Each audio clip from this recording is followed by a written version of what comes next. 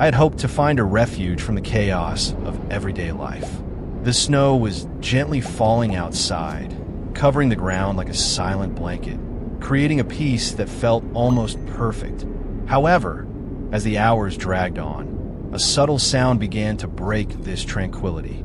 At first, I thought it was the wind playing with the trees, but I soon realized that the creaking noises were coming from deeper within the forest, a haunting symphony of wood groaning, as if something was moving in the shadows. My heart raced when a different sound sliced through the silence. A hoarse, muffled cough, followed by a whisper. It was as if someone was trying to call me, but the voice was indistinct, tragically familiar, and strangely sinister. A sense of discomfort settled in my chest, a growing feeling that I was no longer alone in that cabin. I rose from the chair, my legs heavy as if gravity had doubled, and moved closer to the window. As soon as my hand touched the cold glass, a shiver ran down my spine.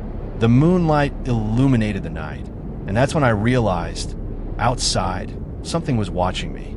Piercing eyes, like two embers in the darkness, seemed to fixate on me, waiting. Terror enveloped me like the snow, and the only thing I knew was that with dawn, my solitude could turn into a nightmare.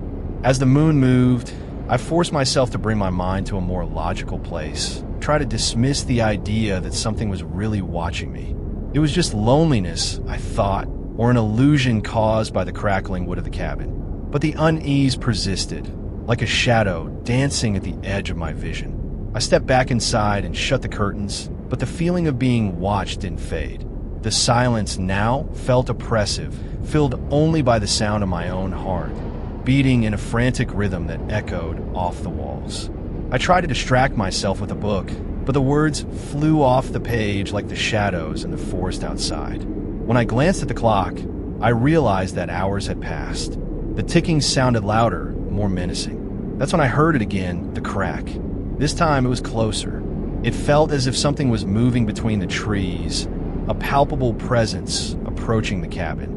My instincts screamed for me to lock the doors, but curiosity was an overpowering force, pulling me closer to the entrance. I decided to arm myself with a flashlight.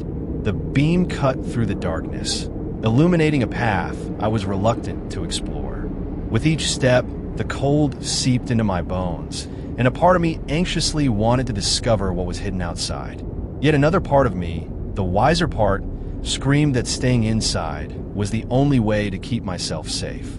Then I heard a new sound, a low, childlike laugh mixed with the crunch of snow beneath tiny feet.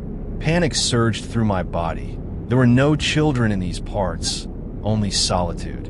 The laughter persisted, a discordant note amidst the silence, and I knew it wasn't just the snow that was cracking. It was something or someone that didn't belong there. A visceral fear took hold of me. My fingers trembled as I turned the doorknob, but something inside me still wanted to see. I opened the door slowly, and the flashlight flickered for a moment. When it returned, it illuminated the area, but there was no one there, just the darkness swallowed by the snow. The laughter suddenly ceased, and the silence was overwhelming. Despair began to creep in. I rushed back inside, locking the door in an automatic motion. The feeling that whatever had been out there was now, behind me, pressed against me like an unbearable weight. My eyes scanned the room, searching for a place to hide. Hours passed relentlessly, and morning finally arrived, bringing a new kind of light, one that was as cold as the previous night. Cautiously, I peeked out the window, only to find footprints in the snow leading toward the cabin. Those tracks were small, like a child's, and my stomach churned with the realization. Nothing I had seen was an illusion. My mind struggled to make sense of the confusion, but the terror I had experienced was far too real. With a mixture of relief and dread, I knew I had to leave. The fresh, biting air that rushed in through the door was an invitation to escape. But before stepping out, I couldn't help but glance back, where the shadows seemed to dance once again. There was something there, begging to be uncovered, a mystery that my curiosity couldn't resist. What awaited me in the forest was still a puzzle I couldn't decipher. Have you ever thought about facing your fears alone like I did? Share your experiences with me and tell me what you would do if you were in my position. And remember, not all cabins are refuges. Some are gateways to mysteries we'd rather keep closed. I shut the door behind me and took a deep breath, trying to calm my racing heart, but the adrenaline still coursed through my veins. I swept the flashlight across the room, searching for something that could be useful or perhaps a sign that what happened there was nothing more than a nightmare. Every corner of the cabin felt charged with tension, as if the shadows were alive. As my eyes adjusted to the dim light, I noticed an object on the table that I didn't remember placing there. A small, weathercloth doll. It had big black eyes that seemed to fixate on me with a disturbing intensity. Despair washed over me again. I hadn't brought that thing. Something was trying to communicate with me, but what? Panic threatened to corner my reason. I decided I could no longer ignore the signs. If I couldn't understand what was happening here, at least I could protect myself. I picked up the doll and examined it closely. There was no doubt about it. It was a bearer of memories, soaked in the scent of damp wood and melting snow. It was almost as if it carried the burden of a story that wasn't mine, but now felt inextricably tied to me. Outside, the sky was beginning to lighten, bringing with it a pale glow, and a new surge of courage pushed me forward. With the flashlight in hand and the doll tucked under my coat, I set out toward the footprints in the snow. The feeling of being watched enveloped me again, but now there was purpose. I needed to understand what had called me there, what lay beyond the bounds of reason. Following the marks in the snow, each step felt heavier than the last. The cold air cut across my face, and the trees around me seemed to lean in, watching, as if they knew something I didn't. As I reached the footprints, I noticed they were leading away from the cabin and into the heart of the forest, drawing me deeper into that oppressive white labyrinth. As I walked, the journey became increasingly exhausting, and soon I began to hear the whisper again, a familiar, childlike melody that intrigued me, yet filled me with dread. Lost memories started to surface, moments from my childhood that may have faded between the pages of my mind. But curiosity was quickly overshadowed by fear. Whatever was calling me had no good intentions. Then I stopped abruptly. A flash of movement to my right brought the silhouette of a figure to life. The same child who had whispered my name. Their face was shrouded in shadow, but the presence was unmistakable. A chill ran down my spine, and I felt the urge to run, yet my legs seemed paralyzed. In that split second, something that could have been a scream, a warning, perhaps erupted from my lips before I could think. "What do you want from me?" The words echoed in the silent forest, but the only reply was her laughter, an unsettling sound that resonated as if nature itself were mocking me. With one last look at the figure, clarity finally broke through the fog of my fear. It was time to run. I steadied my mind and turned, sprinting back down the familiar path. The weight of the doll against my chest felt intense, a constant reminder of what had happened. When I finally reached the cabin, I closed the door with purpose, locking not just the entrance but also all the terrifying memories of that night. I remained in silence as the daylight expanded, hoping that the horrors of the night would dissolve with the dawn. But I knew that some experiences don't fade easily. My desire to understand what had transpired in that place would haunt me, and the questions about the figure and the doll still danced in my mind. And you? Have you ever found yourself trapped in an endless nightmare, struggling to make sense of the chaos? Leave a comment below and share your stories of terror and mystery.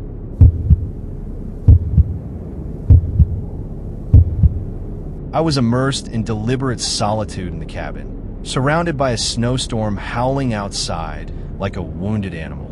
The white flakes fell incessantly, covering everything and blocking not only the door, but any possibility of escaping that freezing trap. On the third night, as I tried to distract myself with the crackling of the fireplace, I heard soft knocks on the door. At first, they were subtle, almost like a distant echo, but soon they became more insistent, as if the storm itself were pleading for help. I hesitated, my heart racing as fear and curiosity intertwined. Finally, I opened the door. A man stood there, drenched, his eyes wide with despair. His presence was unsettling, and something in his gaze told me he wasn't just a lost traveler. I knew it was reckless, but I let him in, locking the door behind him. The warmth of the cabin contrasted sharply with the frigid cold of the storm, but the atmosphere grew thick with tension. He introduced himself, his voice trembling as he recounted a story that seemed out of place.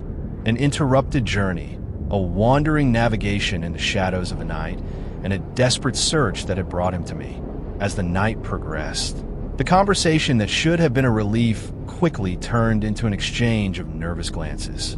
The subtle shifts in tone in his words began to send shivers down my spine. Something wasn't right, but I was trapped there too, and the solitude pushed me to continue the interaction. It was then that, in a moment of distraction, I realized he had simply vanished. The room stood empty, save for the orange glow of the fireplace and the blizzard outside.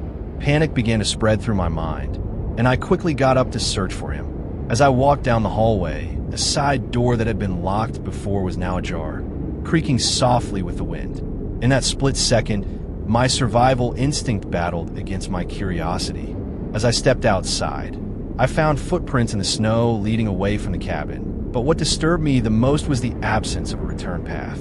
It was as if he had simply disappeared into the storm, like a specter that had crossed the boundaries of reality. Horror began to settle in me. Those marks in the snow moved away from the safety of my cabin, leading into unknown directions, and a sense of urgency washed over me. Something about that encounter had shifted, and I was about to uncover the truth behind that strangeness. Whatever that man was, his presence still echoed in my mind like an enigmatic warning. And you, what would you do if you had to invite someone into your life during a storm? Would you trust them? Share your thoughts below. The storm can be more than just the weather. Sometimes it's a storm of choices, and there are consequences that can lead us to places we should never leave. Looking at the footprints in the snow, I felt a knot of anxiety form in my stomach. The harsh wind hissed around me, and the blizzard seemed to intensify, transforming the world into an opaque veil of white. The view that once represented idyllic winter was now becoming a frozen prison, and the tracks calling me to follow them were both a promise of answers and a tempting path of treachery.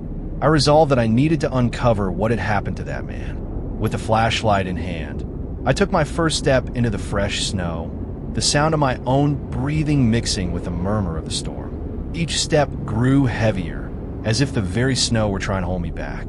The night threatened to drag on even longer, and the feeling of being watched became an unsettling constant. As I followed the footprints, my mind whirled with questions. Who was that man? What did he want from me? The conversation we'd had felt like a mirage, and the warmth of my earlier hospitality now seemed like a monumental mistake. Yet curiosity and fear were unwelcome companions, keeping me from turning back. After what felt like an eternity, the footprints in the snow began to fade, as if the man had gotten lost in the storm. And just as despair seemed to urge me to protect myself, I glanced back and, for a brief moment, saw a shadow approaching among the trees. A fraction of a second was enough to seal my fate. I was not alone. The figure was indistinct, but its outline carried an unsettling familiarity. With my heart racing and filled with terror, I tried to sprint back to the safety of the cabin, yet the snow impeded my movement, each step sinking and pulling my body down. The weight of uncertainty became overwhelming. Finally, I managed to extricate myself from the snow and return to the cabin. I slammed the door shut with a resounding thud, gasping for breath, and locked the doorknob. Silence soon imposed itself, disturbing and oppressive. In here, I was safe, but the feeling that something was waiting at the door made me tremble. What had happened to that man echoed hauntingly in my mind. As a protective instinct kicked in, I looked out the window. The storm roared, but the trees now seemed silent, as if they were part of a larger plan, observing, waiting. What I didn't know was that there were invisible ties binding that man to my fate. As darkness engulfed the cabin, I realized that somewhere in the forest, he was still out there, lost in his own storm, and I couldn't ignore what had called to me. What did that figure really want? What would he lead me to discover? And, More importantly, was I willing to face the consequences of having opened the door? In the midst of the whirlwind of emotions, I sat down again, the flashlight now flickering in front of me. The tension was palpable, almost electric. The answers I sought were out there, and if I wanted to understand, I would have to muster the courage to face the unknown. And you, have you ever found yourself at a crossroads that could change everything? Share your experiences below. Sometimes, opening the door to the unknown is the most terrifying step one can take, but it is also that quest for truths that can either liberate us or trap us.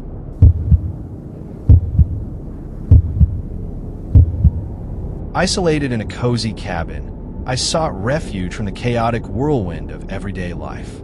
The first night was peaceful, wrapped in the crackling of the burning firewood and the whisper of the wind. But on the second night, as I settled into the sofa, a sound pierced the stillness, a call echoing in the forest, faint and distant. It sounded like the voice of a woman, a desperate plea for help. At first, I thought it was just the wind weaving illusions among the trees. But as time passed, the voice became clearer, more insistent, as if it were faintly but firmly dripping into my mind. With every call, I felt a chill run down my spine, and the chair that had once been a safe haven now felt like a prison. Driven by a mix of curiosity and unease, I grabbed my flashlight and opened the door, ready to confront the unknown. The night was opaque, the darkness dense, and the snow fell like a heavy blanket, quickly covering any traces of whatever might be out there. Each step I took in the soft snow became an echo of anxiety, while the voice continued to resonate, so clear and yet so distant. As I stepped away from the protection of the cabin, I realized the air was heavy. It was not just the cold wrapping around me, but a palpable sensation that something dark was watching. And then I saw it, a solitary horse, its shiny coat contrasting with a white blanket of snow. It stood there, motionless, with wide, mournful eyes, as if waiting for its rider, lost among the branches of the trees. Fear grew within me like a storm. The call had intensified, now mixed with a sense of urgency and a tinge of anguish. Remnants of a secret unspoken floated in the air, and a part of me knew I had crossed an invisible line, thrusting me into a territory where understanding was scarce. The horse bore no signs of injury, yet it appeared agitated, as if it sensed something that humans could not. I felt a heavy weight in my throat. Why would anyone leave such a vulnerable animal here? Everything within me screamed for me to return to the safety of the cabin, but the voice continued, persistent, beckoning me toward a truth I was not ready to face. I took a step back, trying to calm the mind that was escalating into panic. But that night was not willing to let me go without uncovering what hid in the shadows. With a deep breath, I directed the flashlight toward the forest, my footsteps feeling weighted as if the fog were pulling at my thoughts. As I moved further away, the voice whispered once more, it was now or never.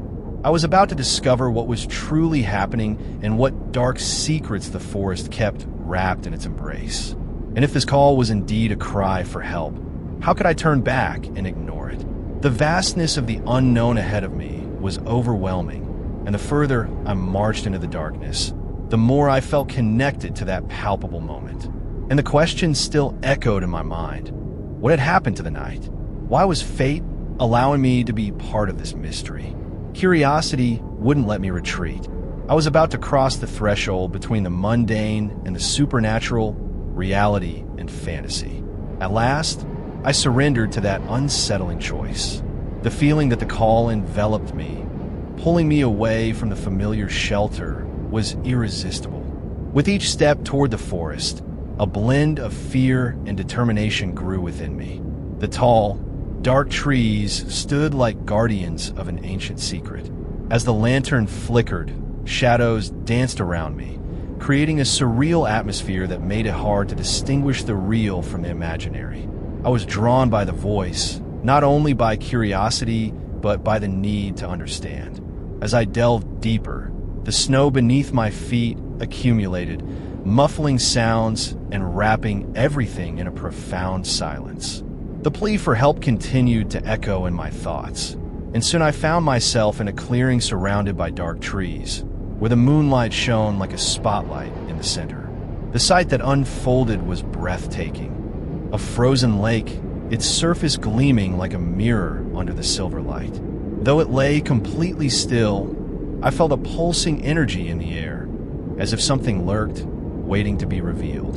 And then, in the center of the clearing, I saw a figure. It was a woman, shrouded in mist, her sorrowful eyes staring into the void, as if she were waiting for someone or something that would never arrive. The call grew stronger, and I knew, in that moment, that she was the voice that had drawn me in. I lost control of my breath, my heart racing in my chest. "What happened to you?" I managed to ask, my voice barely escaping my lips. But the woman did not respond. Instead, she looked at me with a mix of hope and despair. It was an inexplicable connection, something that transcended time and space. I felt compelled to approach her, as if the invisible threads of fate were binding us together. But as I walked, the horse I had left behind whinnied in the distance, its voice echoing, a reminder of what I had left behind. The woman began to dissipate, her presence becoming ethereal, like a memory slipping through my fingers. In that instant, I understood that she was lost somewhere between life and death, and I was an unwilling spectator to this tragedy. My instinct screamed for me to turn back, but the need to understand the apparition before me was overwhelming. I could feel the chill of reality, the understanding that I was now trapped in a mystery without answers. What had happened to her? How could I free her? A wave of dread enveloped me. I thought of my life, the safety of the cabin, and the warmth of the fireplace. Yet, for a moment, what I sought was more than physical protection. It was the truth. Unwittingly, I murmured words of comfort, wishing she could hear me. "You are not alone. I am here." But the mist that surrounded her seemed to absorb my voice, and her sadness left the air cold and heavy. She smiled briefly, a smile that seemed to carry 1,000 secrets, and then she vanished completely, leaving only the echo of her call vibrating in the night. The weight of what I had witnessed began to crush my mind. There was no way to simply return to who I was before. The horse continued to whinny, and reality became increasingly unbearable. Whatever I had encountered in the forest was not just an emptiness, but a new understanding that the world around me held mysteries that should not be ignored.